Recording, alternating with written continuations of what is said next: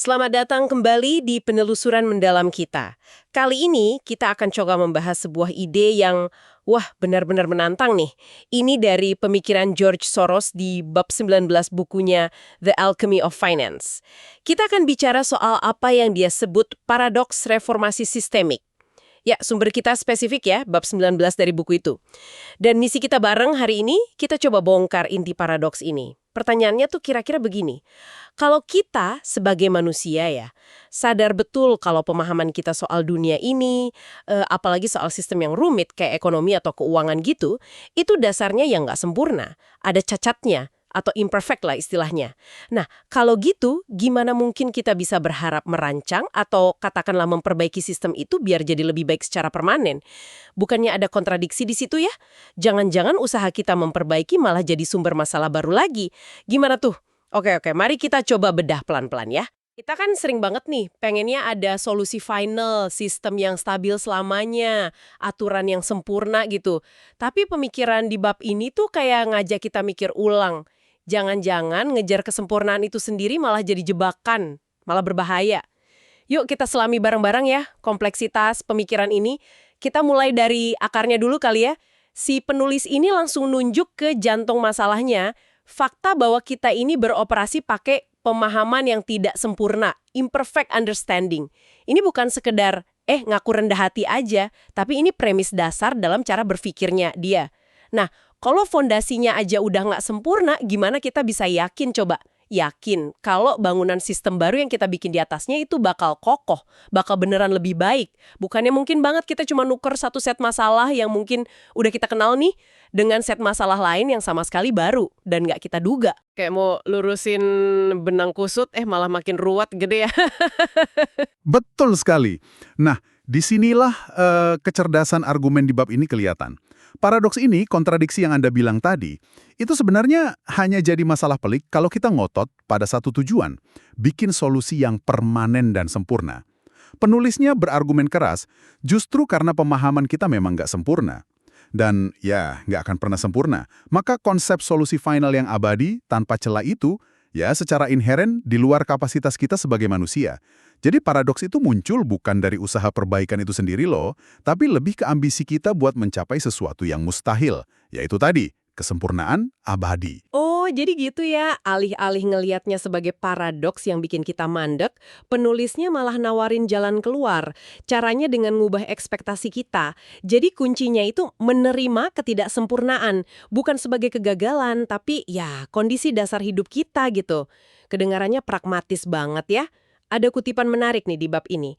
Hidup itu sementara, hanya kematian yang permanen. Solusi sementara jauh lebih baik daripada tidak ada sama sekali. Ini kayak ngajak kita buat lebih fokus ke perbaikan bertahap ya. Solusi yang cukup baik buat sekarang gitu, daripada terobsesi sama utopia sistem yang nggak bakal tercapai.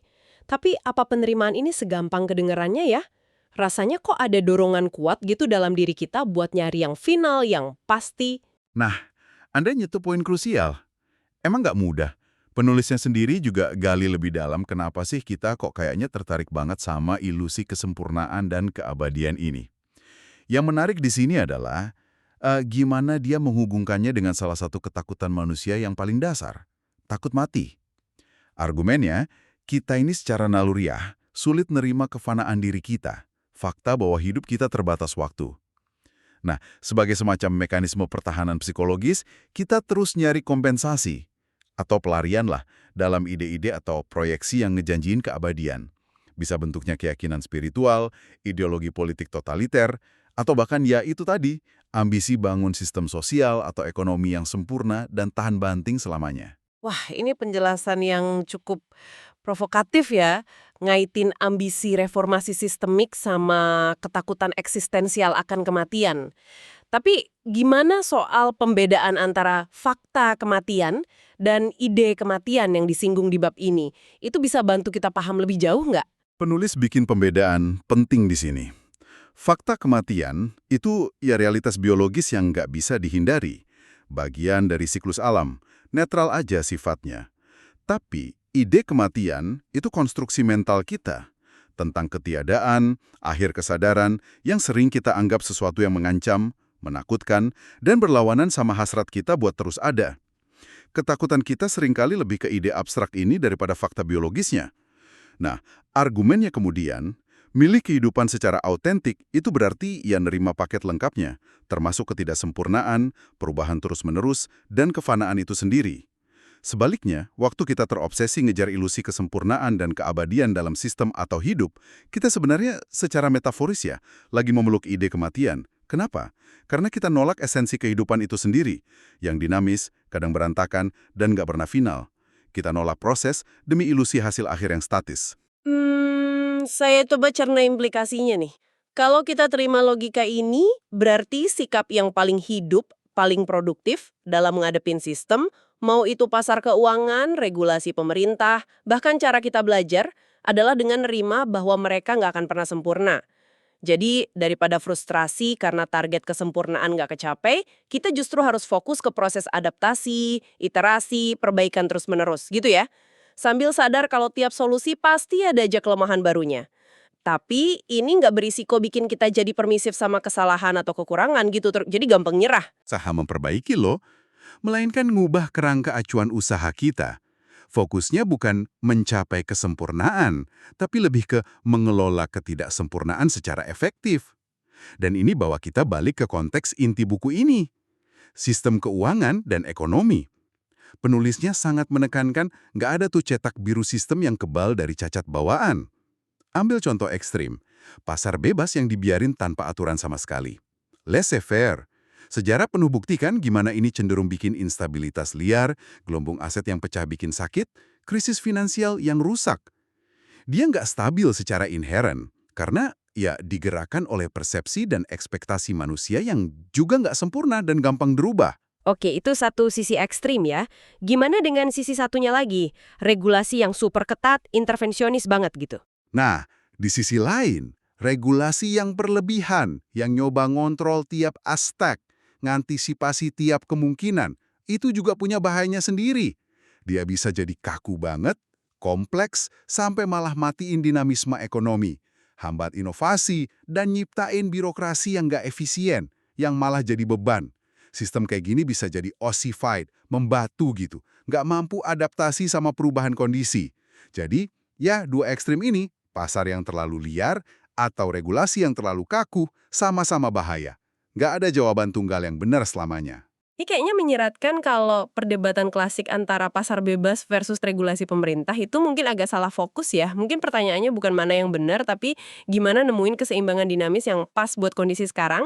Dan karena kondisi terus berubah, pemahaman kita juga berkembang meski tetap gak sempurna ya. Keseimbangan itu sendiri harus terus dievaluasi, dipertanyakan, disesuaikan lagi. Contoh sistem Bretton Woods tadi menarik. Bisa dijelasin dikit lagi nggak? Gimana dia nunjukin nilai solusi sementara sekaligus bahaya ketidaksempurnaan? Oh, tentu. Sistem Bretton Woods itu kan didirikan setelah Perang Dunia II ya. Intinya dia coba bikin stabilitas moneter internasional. Caranya dengan netapin nilai tukar mata uang yang relatif tetap terhadap dolar AS, yang pada gilirannya dipatok ke emas. Selama kurang lebih 25 tahun, sistem ini emang berhasil. Dia jadi fondasi buat periode pertumbuhan ekonomi global yang luar biasa. Perdagangan internasional juga berkembang pesat. Dia ngasih semacam prediktibilitas lah yang dibutuhin pasca perang. Tapi, sistem ini punya kontradiksi internalnya sendiri, yang dikenal sebagai dilema Triffin. Ini terkait peran dolar AS sebagai mata uang cadangan global. Ujung-ujungnya, tekanan ekonomi dan politik bikin sistem ini nggak bisa dipertahanin lagi, dan akhirnya runtuh di awal tahun 70-an. Jadi, kegagalannya di akhir itu nggak menghapus fakta kalau dia ngasih manfaat signifikan selama seperempat abad itu ya? Persis. Keruntuhannya itu justru mengkonfirmasi argumen utama di bab ini. Bahkan sistem yang dirancang dengan baik buat masanya ya, dan berfungsi efektif buat periode tertentu, pasti punya keterbatasan dan ketidaksempurnaan bawaan, yang pada akhirnya bakal muncul ke permukaan. Kegagalannya itu bukan bukti kalau usaha nyiptain tatanan internasional itu sia-sia. Bukan. Tapi bukti kalau tiap tatanan itu sifatnya sementara dan perlu adaptasi terus-menerus. Itu contoh kuat dari solusi sementara yang jauh lebih baik daripada nggak ada sama sekali. Nah, ini juga menyoroti bahaya lain yang disebut di bab ini, rasa puas diri, complacency. Ketika sebuah sistem, entah itu pasar saham yang lagi naik terus, atau regulasi yang kelihatannya berhasil ngeredam gejolak, terlihat berfungsi baik buat sementara waktu, kita gampang terlena ya. Kita lupa kalau sistem itu lahir dari pemahaman yang terbatas dan pasti nyimpen kelemahan laten. Gimana complacency ini bisa bahaya dalam prakteknya? Bahayanya besar sekali. Kepuasan diri itu bikin kita berhenti bersikap kritis, berhenti nyari potensi masalah, berhenti mempertanyakan asumsi dasar sistem itu. Kita ngerasa aman-aman aja. Padahal justru di saat-saat tenang inilah bibit-bibit krisis berikutnya seringkali mulai tumbuh tanpa kita sadari. Nah, pas kelemahan tersembunyi itu akhirnya terekspos, seringnya gara-gara guncangan dari luar atau perubahan kondisi yang nggak diantisipasi, kita jadi nggak siap. Krisis finansial global 2008 misalnya, sebagian besar kan disebabkan oleh komplasensi terhadap risiko di pasar hipotek subprima AS, yang dibiarin tumbuh nggak terkendali pas periode ekonomi kelihatannya stabil.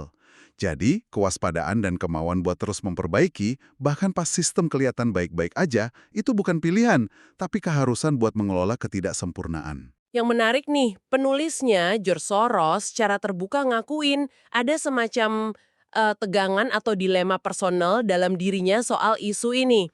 Di satu sisi, dia kan dikenal punya rasa nggak suka yang cukup kuat, bahkan naluriah gitu ya, sama birokrasi yang kaku dan sering menghambat.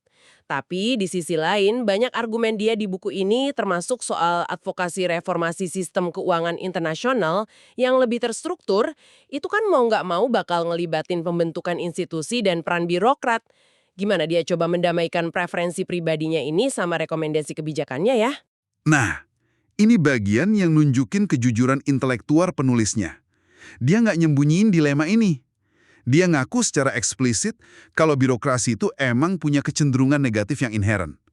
Mereka bisa jadi self-perpetuating, artinya fokus utamanya geser dari ngelayanin tujuan awal jadi sekedar mempertahankan eksistensi dan kekuasaan mereka sendiri. Mereka juga rentan jadi ossified, kaku, resisten sama perubahan atau inovasi. Ini resiko nyata yang dia sadari betul waktu ngusulin solusi yang melibatkan institusi. Lalu apa dong yang bikin dia tetap ngelihat ada peran positif buat institusi, terutama kayak bank sentral, meskipun dengan segala potensi kelemahannya itu, bukannya lebih konsisten kalau dia nolak solusi birokratis sama sekali? Disinilah nuansanya muncul. Dia ngelihat ada perbedaan kualitatif. Meskipun kebijakan yang diambil institusi birokratis macam bank sentral itu bisa aja salah, dan sejarah penuh contoh ya kesalahan kebijakan moneter, tapi ada mekanisme umpan balik dan akuntabilitas yang paling nggak secara teori ya, lebih jelas dibanding kegagalan pasar murni. Kesalahan bank sentral, misalnya dalam mengelola inflasi atau gagal cegah resesi, dampaknya bisa diukur. Datanya bisa dianalisis, kritik publik atau politik bisa diarahkan secara spesifik. Ada semacam disiplin realitas yang dihadapi para pembuat kebijakan di institusi ini, meskipun ya nggak selalu efektif juga sih.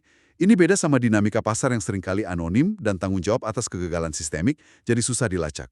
Lebih dari itu, dia juga nunjuk ke contoh-contoh historis di mana institusi yang kelihatannya birokratis ini justru mampu nunjukin kapasitas adaptasi dan inovasi yang luar biasa, terutama pas situasi krisis. Dia nyebut contoh Bank of England tahun 1974 yang cepet banget ngorganisir operasi penyelamatan darurat, lifeboat operation, buat nopang sistem perbankan Inggris yang lagi goyah.